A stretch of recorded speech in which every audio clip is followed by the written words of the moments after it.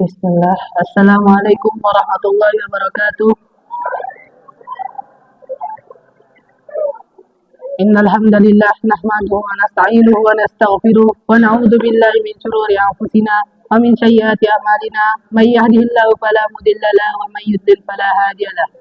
Asyhadu an la ilaha illallah wa anna Muhammadan abduhu wa rasuluh. Ya ayyuhalladzina amanu taqullaha haqqa tuqatih wa la tamutunna illa wa antum muslimun.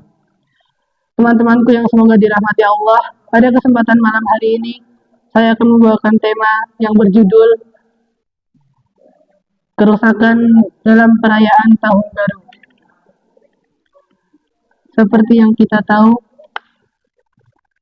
bahwa malam adalah waktu di mana Allah telah menetapkan sebagai waktu untuk manusia beristirahat. Sebagaimana firman-Nya, "Faja'alna naumakum subata." Dan kami jadikan tidurmu untuk istirahat. Quran Surat An-Naba ayat 9. Dalam ayat ini, tidur yang dimaksud adalah tidur di malam hari untuk beristirahat dari rutinitas yang melelahkan dan sebagai pencegah dari aktivitas-aktivitas yang merugikan serta mendapat ketenangan yang bermanfaat. Namun, banyak manusia dari penjuru dunia yang sangat antusias menyambut malam tahun baru ini. Walaupun sedang lembur, mereka rela menunggu dengan sabar kedatangan malam tahun baru tersebut. Akan tetapi, bagaimana pandangan Islam mengenai perayaan tersebut? Berikut adalah kerusakan yang terjadi dalam perayaan Tahun Baru. Pertama, sama dengan merayakan perayaan yang haram.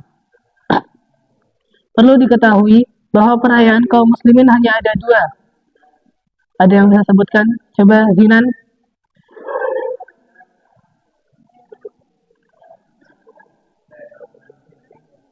Perayaan kaum muslimin ada dua, apa saja?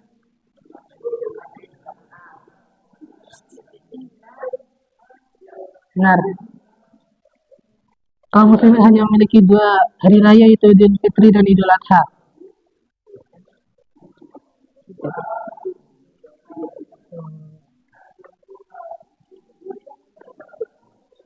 Sebagaimana yang dikatakan oleh Anas bin Malik, orang-orang jahiliyah dahulu memiliki dua hari raya di setiap tahun. Setelah Nabi tiba di Madinah, beliau bersabda, "Dulu kalian memiliki dua hari raya untuk bersenang-senang. Dan sekarang Allah telah menggantikan keduanya dengan yang lebih baik, yaitu Idul Fitri dan Idul Adha." Kedua, merayakan tahun baru berarti tasyabbuh atau meniru-niru orang kafir. Ingatlah, Nabi Muhammad SAW secara tegas melarang kita untuk meniru-niru orang kafir. Sebagaimana dalam sabdanya, "Barang siapa yang menyerupai suatu kaum, maka dia termasuk bagian dari mereka." Hadis riwayat Muslim. Menyerupai di sini adalah menyerupai dalam hal pakaian, penampilan, dan kebiasaan. Yang ketiga, merekayasa amalan yang tidak ada tuntunannya dalam Islam pada malam tahun baru. Seperti yang sudah kita bahas tadi, bahwa perayaan tahun baru ini adalah tradisi dari orang kafir. Namun sayangnya di antara orang-orang jahil ada yang mensyariatkan amalan-amalan tertentu pada malam pergantian tahun. Jika ada yang mengatakan, daripada menunggu tahun baru diisi dengan hal-hal yang tidak bermanfaat seperti bermain petasan dan sebagainya, mending diisi dengan zikir berjamaah di masjid. Kan yang penting niat kita baik. Maka cukup kami sampaikan perkataan Ibnu Mas'ud ketika melihat orang-orang yang berzikir tidak sesuai dengan tuntunan Rasulullah SAW. Orang yang melakukan zikir yang tidak ada tuntunannya dari Rasul pun berkata, "Demi Allah, wahai Ibnu Mas'ud, kami tidaklah menginginkan kecuali kebaikan." Ibnu Mas'ud lantas berkata, "Betapa banyak orang yang menginginkan kebaikan, namun mereka tidak mendapatkannya." Jadi, dalam melakukan suatu amalan, niat baik saja tidak cukup. Kita harus mengikuti apa yang dicontohkan oleh Nabi kita Muhammad SAW, barulah amalan tersebut bisa diterima oleh Allah. Keempat, mengucapkan selamat tahun baru yang jelas bukan ajaran Islam. Komisi Fatwa Arab Saudi, Al-Lajnah Ad-Daimah, pernah ditanya tentang hukum mengucapkan selamat tahun baru. Tahun baru di sini mencakup tahun baru Hijriah dan tahun baru Masehi. Lalu beliau menjawab, tidak boleh. karena itu adalah perayaan yang tidak ada syariatnya dalam Islam. Yang kelima, meninggalkan sholat 5 waktu. Seperti yang kita saksikan, banyak orang yang rela begadang demi menunggu detik-detik pergantian tahun. Bahkan ada yang hampir tidak tidur sama sekali, yang membuatnya luput dari sholat subuh yang sudah jelas kewajibannya. Ketahuilah bahwa meninggalkan satu sholat saja dari sholat 5 waktu bukanlah hal yang sepele. Bahkan para ulama sepakat bahwa itu termasuk dosa besar. Meninggalkan sholat di sini bukan sekedar hanya meninggalkannya secara sempurna, namun juga mengulur waktunya. Rasulullah bersabda, pembeda antara kami dengan mereka orang-orang kafir adalah sholat. Barang siapa yang meninggalkannya, maka dia telah kafir. Hadis riwayat Ahmad. Keenam, begadang tanpa ada kepentingan. Begadang tanpa ada kepentingan yang syar'i dibenci oleh Nabi Shallallahu Alaihi Wasallam. Termasuk di sini adalah menunggu detik-detik pergantian tahun yang tidak ada manfaatnya sama sekali. Diriwayatkan dari Abi Barzah.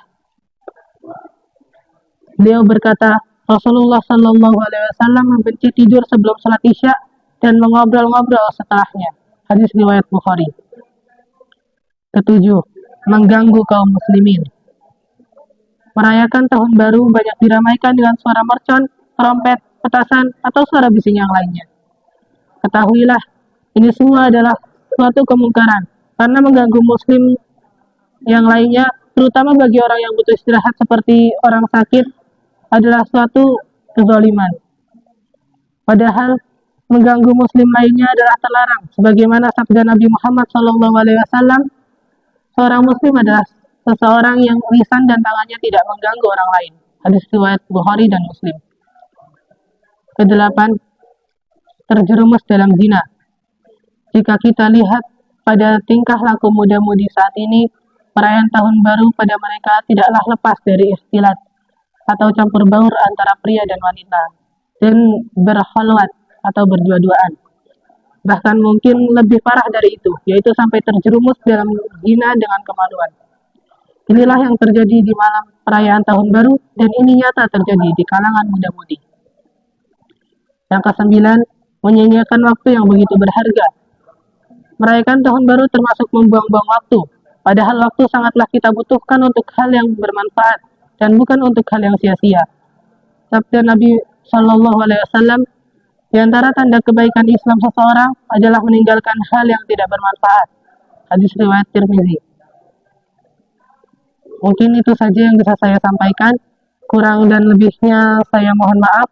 Jika ada kesalahan itu datangnya dari diri saya pribadi, dan jika ada kebenaran semuanya datang dari Allah. Sekian dari saya. Assalamualaikum warahmatullahi wabarakatuh.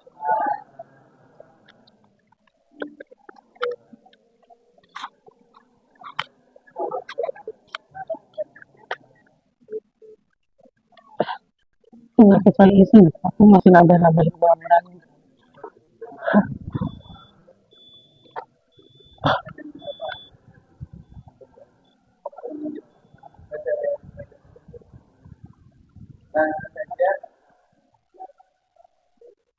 Ada yang terakhir belum menentu menunjukkan buat besok Ini mana? saya seperti saya dan mungkin Oh,